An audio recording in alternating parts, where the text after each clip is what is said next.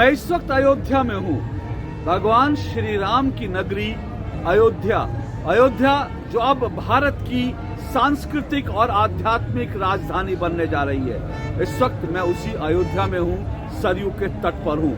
अब बस कुछ ही घंटे बचे हैं, जी हाँ, कुछ ही घंटे बचे हैं जब राम जन्मभूमि पर यानी अयोध्या में जहाँ प्रभु श्री राम का जन्म हुआ था, वहां पर उनका राम मंदिर बनकर तैयार हो जाएगा और उस राम मंदिर में रामलला की प्राण प्रतिष्ठा होगी। सिर्फ कुछ ही घंटे बाकी हैं, चंद घंटे बाकी हैं और अयोध्या पूरी सज धज कर तैयार है। पूरी दुनिया इसका प्रसारण, सीधा प्रसारण देखने के लिए पूरी दुनिया बेसब्र है, प्रतीक्षा कर रही है। लेकिन अभी भी कुछ लोग ये सवाल उठा रहे हैं कि अयोध्या के राम मंदिर में जो प्राण प्रतिष्ठा हो रही है, रामलला की जो प्राण प्रतिष्ठा हो रही है, वो प्राण प्रतिष्ठा प्रधानमंत्री नरेंद्र मोदी के हाथों क्यों हो रही है? ऐसा सवाल उठाने वालों की कमी नहीं है। अलग अलग तरह से अलग अलग तर्क या यूं कहिए अलग अलग कुतर्क देकर इस बात का विरोध किया जा रहा है। जाहिर सी बात यह है कि इन लोगों में जो विरोध कर रहे हैं, इनमें ज्यादातर लोग वो हैं जो नरेंद्र मोदी के साथ साथ भारत से, प्रभु श्री राम से किसी न किसी कारण से नफरत करते हैं, इन्हें नापसंद करते हैं। कहने के लिए आज हर कोई कह रहा है हम भी राम भक्त हैं। अब तो फारूक अब्दुल्ला भी राम भजन गा रहे हैं और जो अरविंद केजरीवाल है, अरविंद केजरीवाल भी स्कूलों के अंदर अखंड रामायण का पाठ करवा रहे हैं। तो कहने के लिए आज सब राम राम कर रहे हैं, लेकिन ये वही लोग हैं जो राम से नफरत करते थे।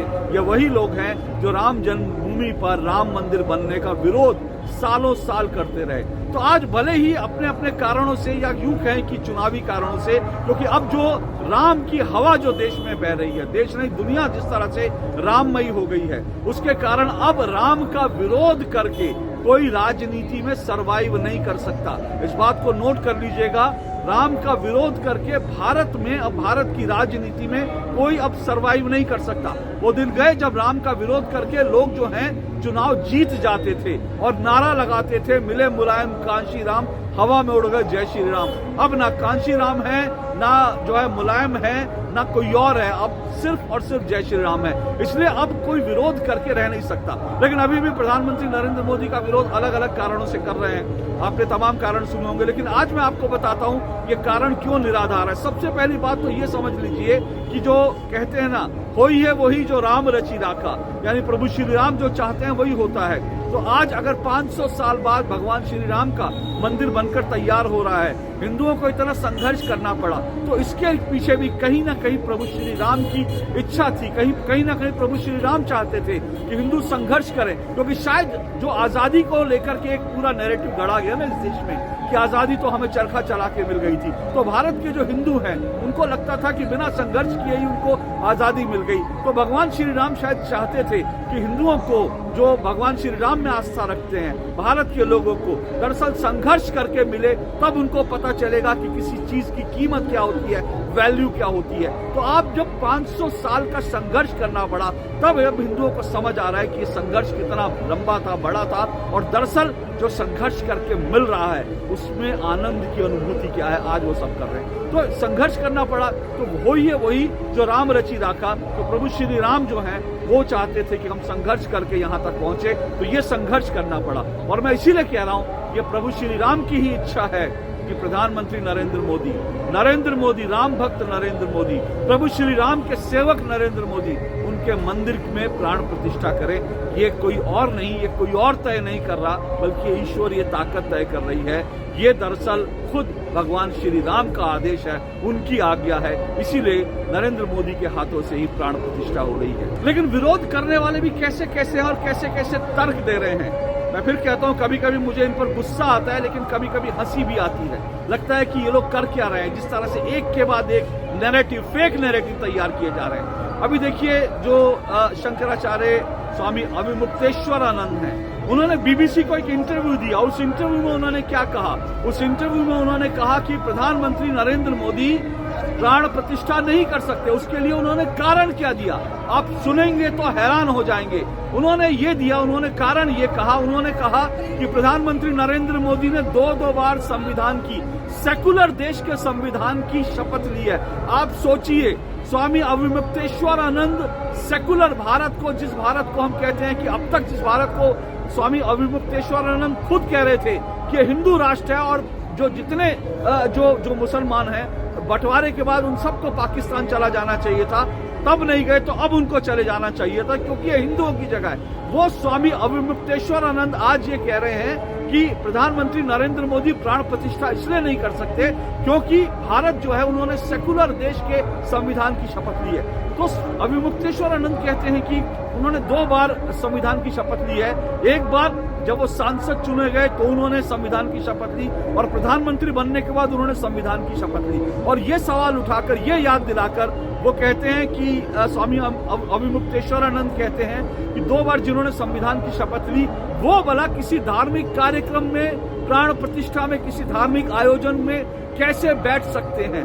आप सोचिए, नफरत का लेवल देखिए। आप ये कह रहे हैं आप कि प्रधानमंत्री नरेंद्र मोदी क्योंकि सेकुलर देश के प्रधानमंत्री हैं इसलिए वो इस प्राण प्रतिष्ठा कार्यक्रम में नहीं बैठ सकते। ये कहकर जो है इसका विरोध किया है, पहला कारण। और उन्होंने कहा क्या, उन्होंने कहा कि 2 बार आपने शपथ ली है, आप कैसे बैठ सकते हैं। तो एक सांस में भारत को सेकुलर देश बताकर दूसरे ही सांस में स्वामी अविमुक्तेश्वरानंद ये कह देते हैं कि प्रधानमंत्री नरेंद्र मोदी को अगर ऐसा करना है, अगर उनको बैठना ही है धार्मिक आयोजन में, तो पहले जाएं और तमाम जो धार्मिक आयोजन, अन्य जो समुदाय हैं, अन्य जो मजहब हैं, उनके धार्मिक आयोजनों में बैठे। यानी स्वामी अविमुक्तेश्वरानंद ये कह रहे हैं कि प्रधानमंत्री नरेंद्र मोदी जाएं, टोपी लगाकर पहले जाएं, किसी मस्जिद में जाएं और किसी रोजा इफ्तारी में जाएं, उसके बाद राम मंदिर में प्राण प्रतिष्ठा में बैठे।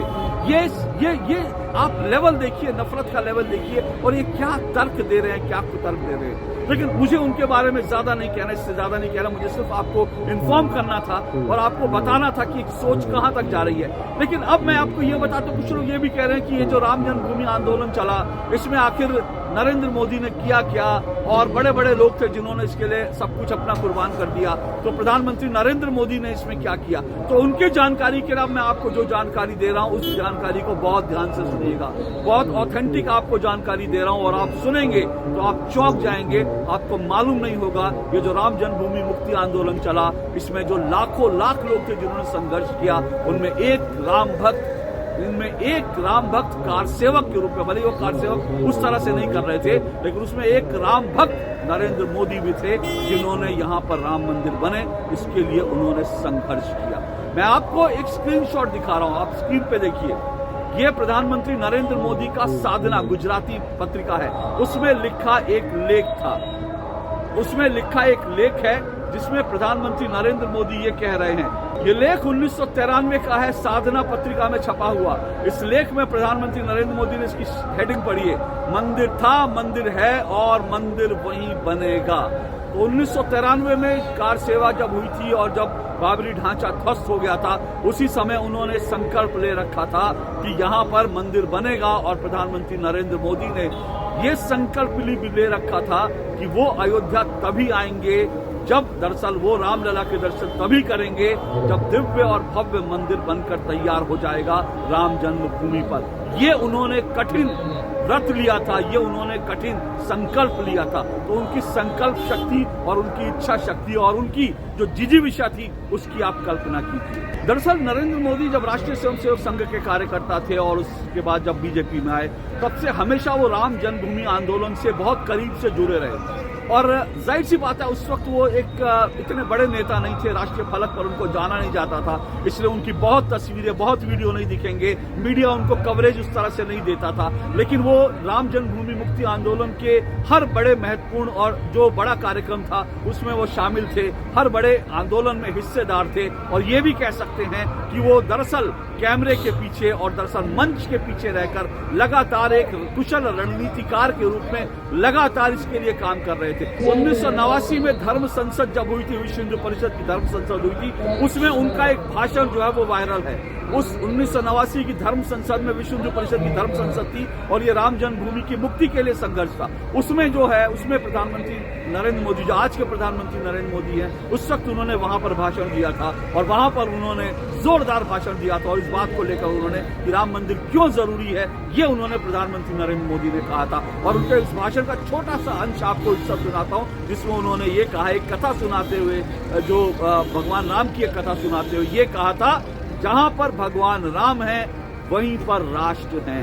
तो जो राष्ट्र को राम के बराबर मानते हैं, जो मानते हैं कि राम और राष्ट्र जो हैं एक ही हैं, वो एक ही कार है, जो राम और राष्ट्र अलग अलग नहीं है, वही आज राष्ट्र के प्रधानमंत्री हैं और वही आज राम मंदिर में प्राण प्रतिष्ठा में बैठेंगे। तो इससे बड़ी बात, इससे ज्यादा एकाकार जो है क्या हो सकता है, इससे बड़ी संकल्प शक्ति क्या हो सकती है। तो 1989 की धर्म संसद में उनका भाषण हुआ और उसके बाद 1990 में जो सोमनाथ से अयोध्या तक राम रथ यात्रा आडवाणी जी ने जो निकाली, जो इसके लिए सबसे बड़ा यहाँ पर मंदिर बने, अयोध्या में मंदिर बने, उसके लिए जो सबसे बड़ा आंदोलन था, जनता को, जन भावनाओं को जोड़ने के लिए राम मंदिर से जो आंदोलन था, उसमें भी सूत्रधार के रूप में, उसमें कह सकते हैं कि प्रधानमंत्री जो आज के हैं वो उस वक्त लाल कृष्ण आडवाणी जो बीजेपी के उस वक्त अध्यक्ष थे, बड़े नेता थे, उनकी रथ यात्रा में सारथी के रूप में कोई और नहीं था बल्कि नरेंद्र मोदी थे। तो उनकी यात्रा की प्लानिंग से लेकर, रणनीति बनाने से लेकर, कहाँ जाएगी, कैसे होगा,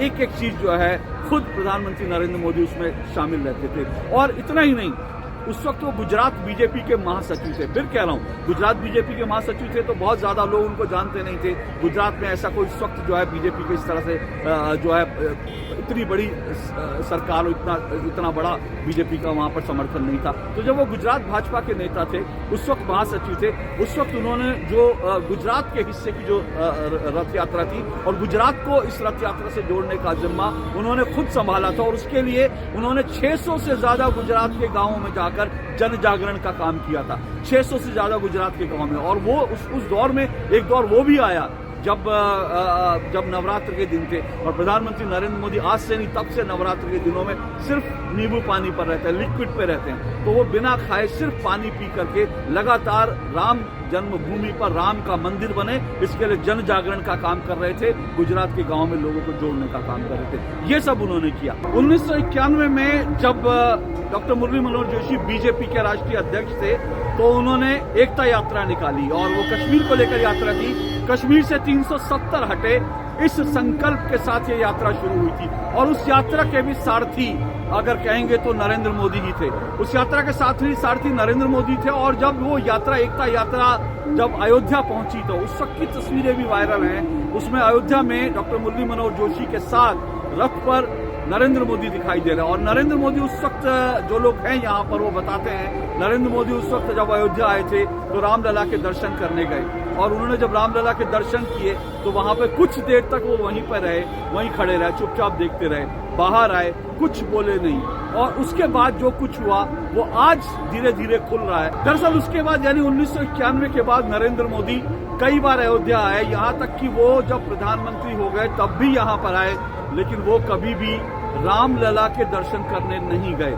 और विपक्ष ने, ये जो आज जब प्रधानमंत्री हैं तो विपक्ष ने, आपको अगर याद दिलाऊं तो बीते कई सालों में प्रधानमंत्री नरेंद्र मोदी को ये कह के ट्रोल किया है, इतने बड़े राम भक्त हैं तो वो रामलला के दर्शन करने क्यों नहीं गए, अयोध्या आए लेकिन रामलला के दर्शन करने क्यों नहीं गए। लेकिन अब इस बात का खुलासा हुआ है, दरअसल 1991 में जब नरेंद्र मोदी यहाँ पर आए थे, एकता यात्रा के सारथी की तरह यहाँ आए थे, जब उन्होंने रामलला को देखा था, ढांचे के अंदर, टेंट के अंदर रामलला को देखा था, तभी उन्होंने संकल्प किया था कि अगली बार जब वो रामलला के दर्शन करने आएंगे तभी आएंगे जब यहाँ पे भव्य मंदिर बनकर तैयार हो जाएगा। और ये ईश्वर का ईश्वरीय विधान है।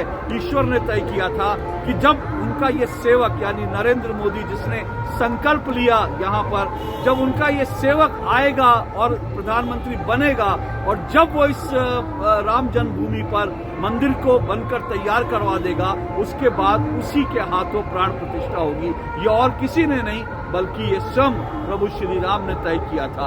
और इसीलिए मैं कह रहा हूँ, नियति ने यही लिखा था, नियति ने यही तय किया था, इसीलिए इसमें कोई फेरबदल जो है हुआ नहीं और वही हुआ जो दरअसल कहते हैं होई है वही जो राम रची राखा। तो देखिए होता दरअसल क्या है, जैसे मैं बार बार कह रहा हूँ जो कुछ हो रहा है प्रभु श्री राम के आशीर्वाद से हो रहा है, उनकी आज्ञा से हो रहा है। उन्होंने जैसा तय किया वैसा ही हो रहा है। जो जिसके जिम्मे प्रभु श्री राम ने लिखा था वो काम उसके जिम्मे आया। गिलहरी को उन्होंने जो काम दिया था, गिलहरी ने वही काम किया। नल नील को जो काम दिया था उन्होंने वही किया। शबरी को राम की प्रतीक्षा करनी थी, शबरी ने प्रतीक्षा की। केवट राज को राम जी को नदी के पार ले जाना था, उन्होंने वही काम किया।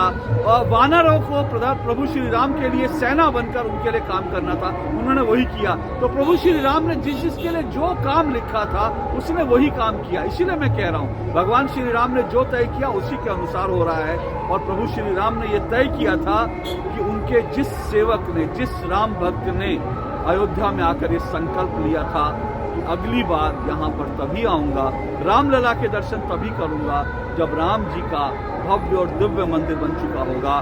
राम जी टेंट से निकलकर जो है वो दरअसल वो टेंट से निकलेंगे और वो टाट में नहीं रहेंगे, ठाठ में रहेंगे, तभी मैं आऊंगा और प्रभु श्री राम के चरणों में नमन करूंगा। उन्होंने संकल्प लिया था और प्रभु श्री राम की इच्छा से उनका ये संकल्प पूरा हो रहा है। और इसीलिए प्रभु श्री राम ने ही तय किया कि उनकी जो प्राण प्रतिष्ठा का कार्यक्रम होगा वो दरअसल नरेंद्र मोदी, भारत के प्रधानमंत्री नरेंद्र मोदी के हाथों होगा।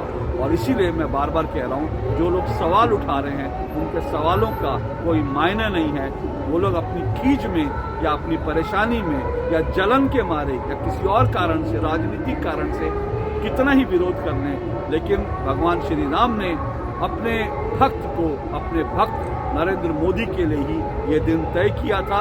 नियति ने यही तय किया था और वही हो रहा है। इसलिए जो हो रहा है उसको प्रभु श्री राम की आज्ञा मानकर शिरोधार्य कीजिए, स्वीकार्य कीजिए। उसको इस तरह के सवाल उठा करके जो राम का काम है उस काम में रोड़े ना अटकाइए। इतना ही मेरा कहना आज। अयोध्या से आज बस इतना ही। नमस्कार।